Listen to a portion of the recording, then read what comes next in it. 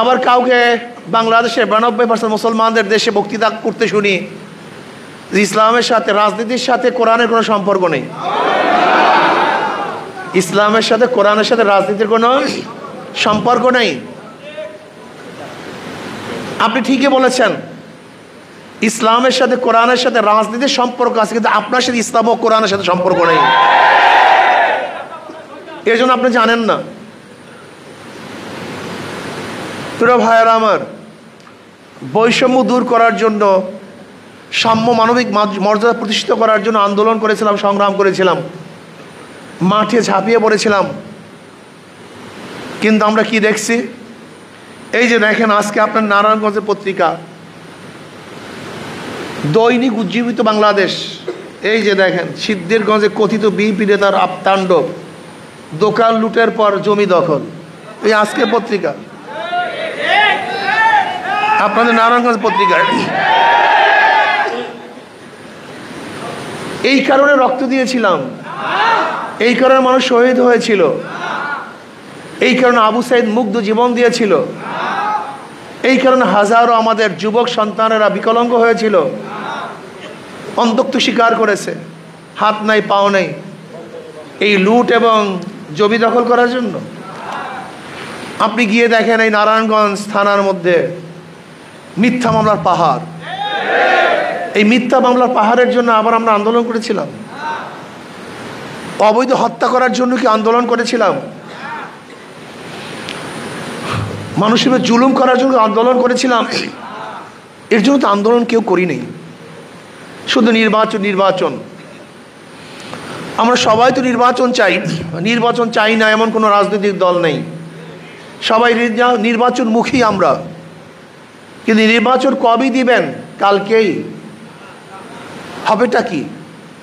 আগামীকাল যদি নির্বাচন দেন, সুস্থ হবে, অবাধ হবে, নিরপেক্ষ হবে, গ্রহণযোগ্য হবে, লাভটা কি? সংস্কার করার আগে যদি আপনি নির্বাচন দেন, সেই নির্বাচন তো প্রশ্নবিদ্ধ নির্বাচন হবে, মানুষের আশা এবং আকাঙ্ক্ষার প্রতিফলন হবে না, মানুষ ভোট প্রয়োগ করতে পারবে না, আবারও দখলদারি হবে, চাঁদাবাজি হবে, কালো টাকার সরাসরি হবে। এই নির্বাচনের জন্য আমরা আন্দোলন করিনি, সংগ্রাম করিনি। আমরা কি চাই? আমরা চাই ইসলাম হুকুমাতের ভিত্তিতে সাম্য, মানবিক মর্যাদা এবং সামাজিক ন্যায় বিচার প্রতিষ্ঠিত করতে চাই, যেখানে ঋষি, কামার, মজদুর, জেলে তাঁতি, মুসি, যেখানে সাদা এবং কালো, যেখানে মুসলমান, হিন্দু, বৌদ্ধ, খ্রিস্টান, যেখানে ধনী এবং গরিব, শিক্ষিত, মূর্খ, যেখানে পুরুষ এবং মহিলার প্রত্যেকটা নাগরিকের ন্যায্য অধিকার প্রতিষ্ঠা করা হবে। তিলকাল আইয়ামু নুদাবিলুহা বাইনান নাস। সাদাকাল্লাহুল আলিয়্যুল আযীম। সবাই পড়ি সাল্লাল্লাহু আলাইহি ওয়াসাল্লাম। ইসলামী আন্দোলন বাংলাদেশ নারায়ণগঞ্জ জেলা শাখা ও মহানগর কর্তৃক আয়োজিত আজকে কর্মী সম্মেলনের সম্মানিত সভাপতি, কেন্দ্রীয় নেতৃবৃন্দ, সকল স্তরের জনগণ ভাইয়ের আমার,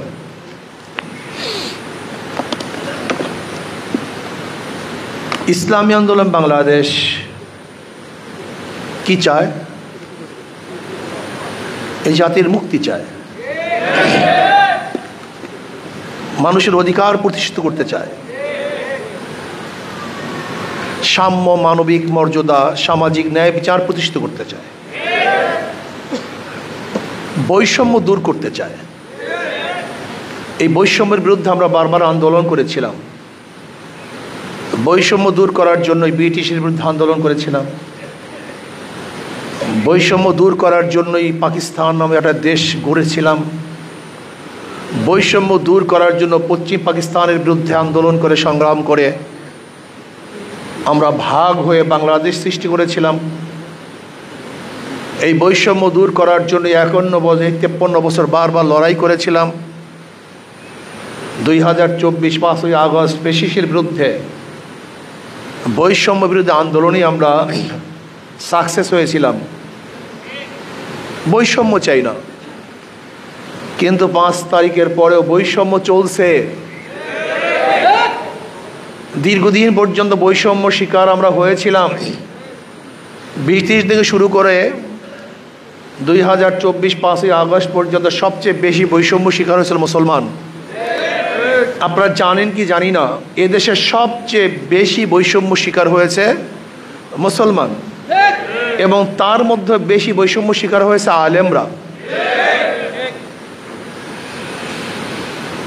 আজও হাজারো প্রতিষ্ঠান আছে বাংলাদেশে যেখানে টুপি পরে ঢুকা যায় না। এখনো বাংলাদেশে হাজার প্রতিষ্ঠান আছে যেখানে দাড়ি রাখলে চাকরি হয় না।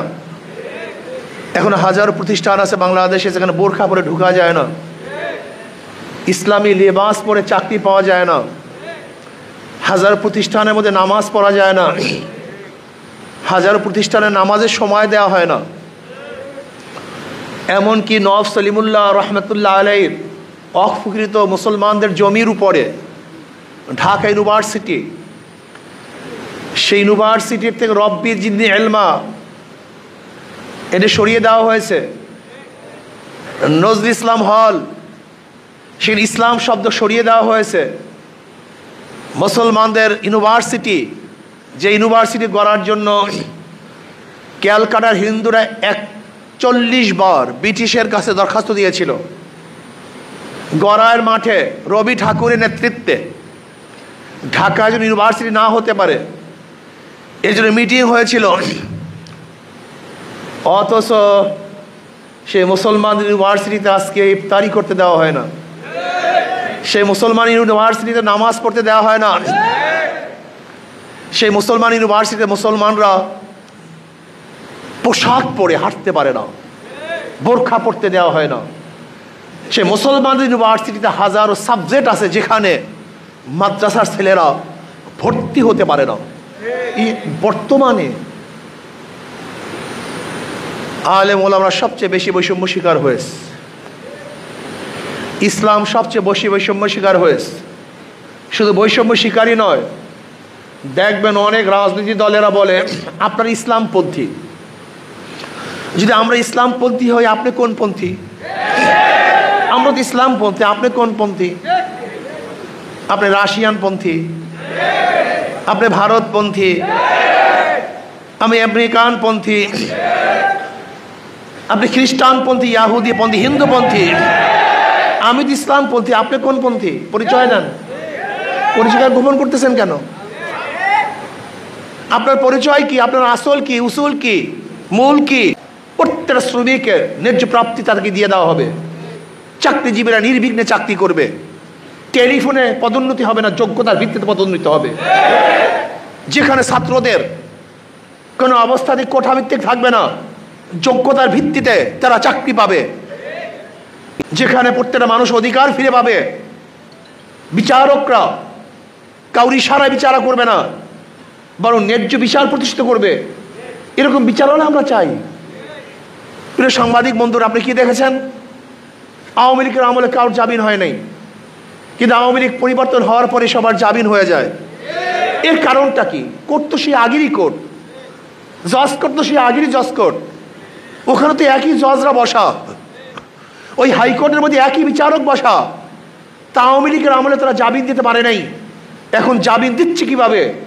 আবার অনেক আওয়ামী লীগের লোক অ্যারেস্ট হয়েছে, তারা জামিনের জন্য মুভ করতে পারছে না। কারণটা কি? তাই বিচারক কার ইশারায় বিচার করে? সরকারের ইশারায়? এরকম বিচারক আমরা চাই না, এরকম বিচার ডিপার্টমেন্ট আমরা চাই না। বিচারকদের স্বাধীনতা চাই, বিচারকরা ন্যায় বিচার প্রতিষ্ঠিত করবে, যেখানে কারোর ইশারায় কারোর প্রেশারে বিচার হবে না। যদি আইনের ফাঁকে সবাই মুক্তি পেয়ে যায়, আমার কোনো আপত্তি নাই। আর আইনের আওতায় যদি আমিও অ্যারেস্ট হই, আমার কোনো আপত্তি থাকার কথা না।